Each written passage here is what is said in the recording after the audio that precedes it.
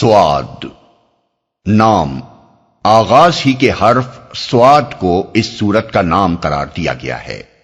زمانہ نزول، جیسا کہ آگے چل کر بتایا جائے گا، بعض روایات کی روح سے یہ سورہ اس زمانے میں نازل ہوئی تھی جب نبی صلی اللہ علیہ وسلم نے مکہ معظمہ میں علانیہ دعوت کا آغاز کیا تھا اور قریش کے سرداروں میں اس پر کھلبلی مچ گئی تھی۔ اس لحاظ سے اس کا زمانہ نزول تقریباً نبوت کا چوتھا سال قرار پاتا ہے۔ بعض دوسری روایات اسے حضرت عمر کے ایمان لانے کے بعد کا واقعہ بتاتی ہیں، اور معلوم ہے کہ وہ ہجرت حبشہ کے بعد ایمان لائے تھے۔ ایک اور سلسلہ روایات سے معلوم ہوتا ہے کہ ابو طالب کے آخری برس کے زمانے میں وہ معاملہ پیش آیا تھا جس پر یہ سورت نازل ہوئی۔ اسے اگر صحیح مانا جائے تو اس کا زمانہ نزول نبوت کا 10واں یا 11واں سال ہے۔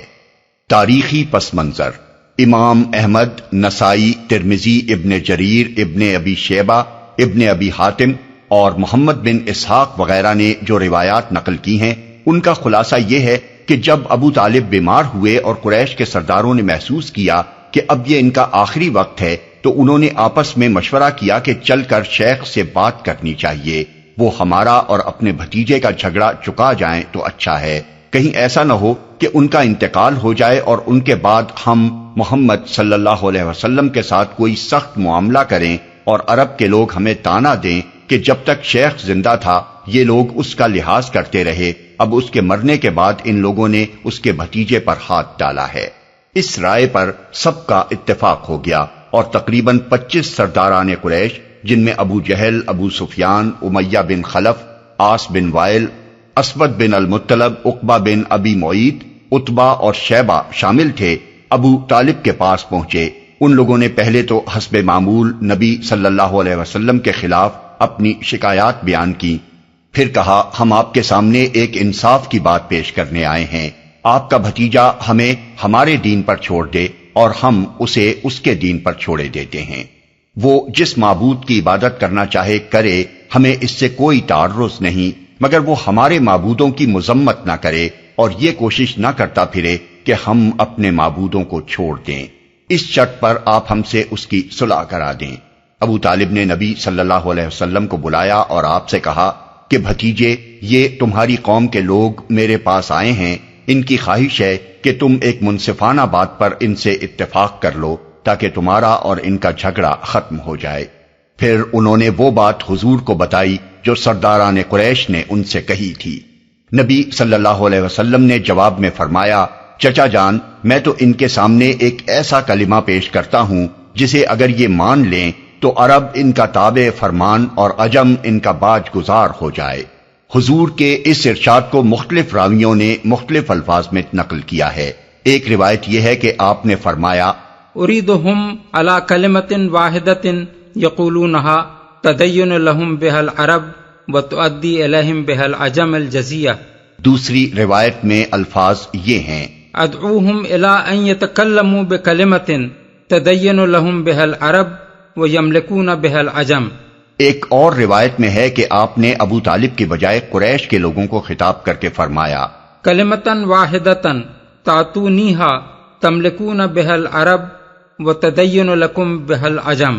اور ایک روایت کے الفاظ یہ ہیں، ارأیتم ان آتیتکم کلمۃ تکلمتم بہا ملکتم بہا العرب ودانت لکم بہا العجم۔ ان لفظی اختلافات کے باوجود مدعا سب کا یکساں ہے، یعنی حضور نے ان سے کہا کہ اگر میں ایک ایسا کلمہ تمہارے سامنے پیش کروں جسے قبول کر کے تم عرب و عجم کے مالک ہو جاؤ گے تو بتاؤ یہ زیادہ بہتر بات ہے یا وہ جسے تم انصاف کی بات کہہ کر میرے سامنے پیش کر رہے ہو؟ تمہاری بھلائی اس کلمے کو مان لینے میں ہے یا اس میں کہ جس حالت میں تم پڑے ہو اسی میں تم کو پڑا رہنے دوں، اور بس اپنی جگہ آپ ہی اپنے خدا کی عبادت کرتا رہوں۔ یہ سن کر پہلے تو وہ لوگ سٹپٹا گئے، ان کی سمجھ میں نہ آتا تھا کہ آخر کیا کہہ کر ایسے ایک مفید کلمے کو رد کر دیں۔ پھر کچھ سنبھل کر بولے، تم ایک کلمہ کہتے ہو، ہم ایسے 10 کلمے کہنے کو تیار ہیں، مگر یہ تو بتاؤ کہ وہ کلمہ کیا ہے؟ آپ نے فرمایا، لا الہ الا اللہ۔ اس پر وہ سب یکبارگی اٹھ کھڑے ہوئے اور وہ باتیں کہتے ہوئے نکل گئے جو اس سورہ کے ابتدائی حصے میں اللہ تعالیٰ نے نقل کی ہیں۔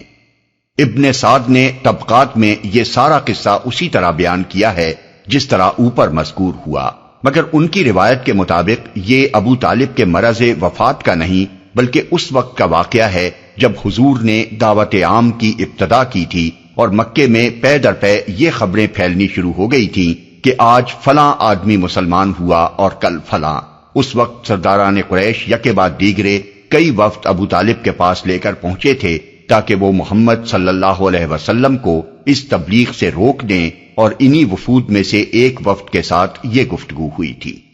زمخشری، رازی، نیسابوری اور بعض دوسرے مفسرین کہتے ہیں کہ یہ وفد ابو طالب کے پاس اس وقت گیا تھا جب حضرت عمر کے ایمان لانے پر سرداران قریش بوکھلا گئے تھے، لیکن کتب روایت میں سے کسی میں اس کا حوالہ ہمیں نہیں مل سکا ہے اور نہ ان مفسرین نے اپنے ماخذ کا حوالہ دیا ہے۔ تاہم اگر یہ صحیح ہو تو یہ ہے سمجھ میں آنے والی بات، اس لیے کہ کفار قریش پہلے ہی دیکھ کر گھبرائے ہوئے تھے کہ اسلام کی دعوت لے کر ان کے درمیان سے ایک ایسا شخص اٹھا ہے جو اپنی شرافت، بے داغ سیرت اور دانائی و سنجیدگی کے اعتبار سے ساری قوم میں اپنا جواب نہیں رکھتا۔ پھر اس کا دست راست ابو بکر جیسا آدمی ہے جسے مکے اور اس کے اطراف کا بچہ بچہ ایک نہایت شریف، راست باز اور ذکی انسان کی حیثیت سے جانتا ہے۔ اب جو انہوں نے دیکھا ہوگا کہ عمر بن خطاب جیسا جری اور صاحب عزم آدمی بھی ان دونوں سے جا ملا ہے تو یقیناً انہیں محسوس ہوا ہوگا کہ خطرہ حد برداشت سے گزرتا جا رہا ہے۔ موضوع اور مباحث۔ اوپر جس مجلس کا ذکر کیا گیا ہے اسی پر تبصرے سے اس سورہ کا آغاز ہوا ہے۔ کفار اور نبی صلی اللہ علیہ وسلم کی گفتگو کو بنیاد بنا کر اللہ تعالیٰ نے بتایا ہے کہ ان لوگوں کے انکار کی اصل وجہ دعوت اسلامی کا کوئی نقص نہیں ہے بلکہ ان کا اپنا تکبر اور حسد اور تقلید عامہ پر اصرار ہے۔ یہ اس کے لیے تیار نہیں ہیں کہ اپنی ہی برادری کے ایک آدمی کو خدا کا نبی مان کر اس کی پیروی قبول کر لیں۔ یہ انہی جاہلانہ تخیلات پر جمے رہنا چاہتے ہیں جن پر انہوں نے اپنے قریب کے زمانے کے لوگوں کو پایا ہے، اور جب اس جہالت کے پردے کو چاک کر کے ایک شخص ان کے سامنے اصل حقیقت کو پیش کرتا ہے تو یہ اس پر کان کھڑے کرتے ہیں اور اسے عجیب بات بلکہ نرالی اور انہونی بات قرار دیتے ہیں۔ ان کے نزدیک توحید اور آخرت کا تخیل محض ناقابل قبول ہی نہیں ہے بلکہ ایک ایسا تخیل ہے جس کا بس مذاق ہی اڑایا جا سکتا ہے۔ اس کے بعد اللہ تعالیٰ نے سورہ کے ابتدائی حصے میں بھی اور آخری فقروں میں بھی کفار کو صاف صاف متنبہ کیا ہے کہ جس شخص کا تم آج مذاق اڑا رہے ہو اور جس کی رہنمائی قبول کرنے سے تم کو آج سخت انکار ہے، ان قریب وہی غالب آ کر رہے گا، اور وہ وقت دور نہیں ہے جب اسی شہر مکہ میں جہاں تم اس کو نیچا دکھانے کے لیے ایڑی چوٹی کا زور لگا رہے ہو، اس کے آگے تم سب سرنگوں نظر آؤ گے۔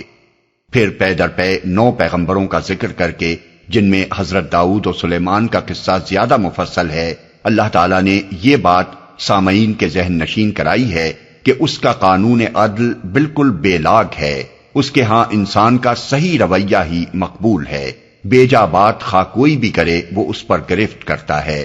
اور اس کے ہاں وہی لوگ پسند کیے جاتے ہیں جو لغزش پر اصرار نہ کریں بلکہ اس پر متنبہ ہوتے ہی تائب ہو جائیں اور دنیا میں آخرت کی جواب دہی کو یاد رکھتے ہوئے زندگی بسر کریں۔ اس کے بعد فرما بردار بندوں اور سرکش بندوں کے اس انجام کا نقشہ کھینچا گیا ہے جو وہ عالم آخرت میں دیکھنے والے ہیں، اور اس سلسلے میں کفار کو 2 باتیں خاص طور پر بتائی گئی ہیں۔ ایک یہ کہ آج جن سرداروں اور پیشواؤں کے پیچھے جاہل لوگ اندھے بن کر ضلالت کی راہ پر چلے جا رہے ہیں، کل وہی جہنم میں اپنے پیروں سے پہلے پہنچے ہوئے ہوں گے اور دونوں ایک دوسرے کو کوس رہے ہوں گے۔ دوسرے یہ کہ آج جن اہل ایمان کو یہ لوگ ذلیل و خوار سمجھ رہے ہیں، کل یہ آنکھیں پھاڑ پھاڑ کر حیرت کے ساتھ دیکھیں گے کہ ان کا جہنم میں کہیں نام و نشان تک نہیں ہے، اور یہ خود اس کے عذاب میں گرفتار ہیں۔ آخر میں قصہ آدم و ابلیس کا ذکر فرمایا گیا ہے، اور اس سے مقصود کفار قریش کو یہ بتانا ہے کہ محمد صلی اللہ علیہ وسلم کے آگے جھکنے سے جو تکبر تمہیں مانع ہو رہا ہے، وہی تکبر آدم کے آگے جھکنے سے ابلیس کو بھی مانع ہوا تھا۔ خدا نے جو مرتبہ آدم کو دیا تھا اس پر ابلیس نے حسد کیا اور حکم خدا کے مقابلے میں سرکشی اختیار کر کے لعنت کا مستحق ہوا۔ اسی طرح جو مرتبہ خدا نے محمد صلی اللہ علیہ وسلم کو دیا ہے اس پر تم حسد کر رہے ہو اور اس بات کے لیے تیار نہیں ہو کہ جسے خدا نے رسول مقرر کیا ہے اس کی اطاعت کرو، اس لیے جو انجام ابلیس کا ہونا ہے وہی آخر کار تمہارا بھی ہونا ہے۔